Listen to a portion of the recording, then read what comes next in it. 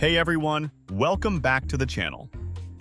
Today we're diving into a pressing issue that's not only affecting farmers on both sides of the border, but is also reshaping the very landscape of agriculture and diplomacy in North America. Yes, I'm talking about the deepening water shortage row between the US and Mexico, specifically focusing on the small town of San Francisco de Conchos in northern Mexico. So grab your favorite drink, settle in, and let's unravel this complex situation together. Imagine this, 30 consecutive months without rain. That's right, 30. The townsfolk of San Francisco de Conchos are gathering, not just to complain about the weather, but to plead for divine intervention as they stand on the parched shores of Lake Toronto. Once a thriving reservoir behind La Boquilla Dam, it now reveals a stony expanse, a stark reminder of what was once plentiful. Rafael Betance, a dedicated monitor of La Boquilla for over 35 years, paints a grim picture. We're currently at 26.52 meters below the high water mark, less than 14% of its capacity. Can you imagine? This isn't just an environmental crisis, it's an economic one.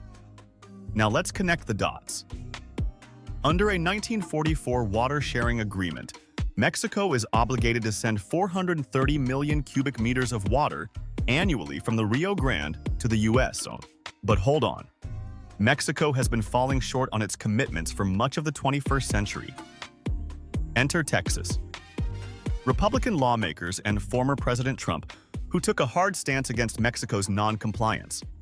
Trump even threatened tariffs and sanctions if Mexico didn't deliver.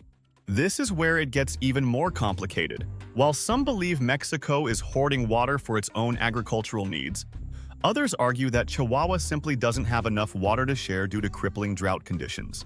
On one side of this equation, we have Brian Jones, a Texan farmer struggling to irrigate his crops because he can't access enough water. He's frustrated, arguing that all he wants is what's rightfully his under that old treaty. On the other side, Mexican farmers like Jaime Ramirez are feeling the heat too, literally. They're using traditional methods that waste water while trying to grow crops in an increasingly arid environment. And let's be real here. With walnut trees needing around 250 liters a day and alfalfa being another thirsty crop, it's no wonder tensions are running high.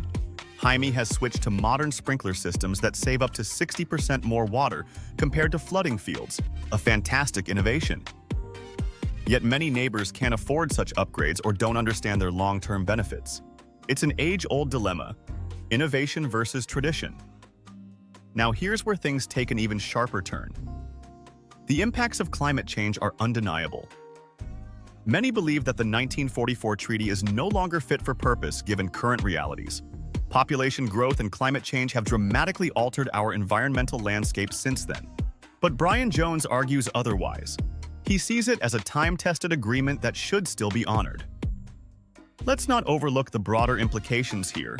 Beyond farming and irrigation conflicts lie issues surrounding tourism and local economies.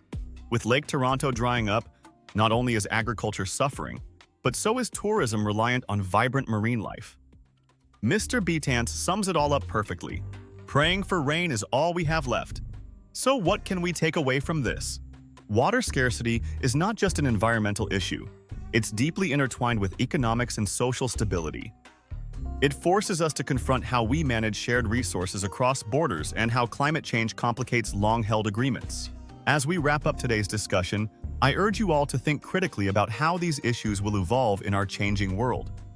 Will we adapt our treaties and agricultural practices to account for new realities?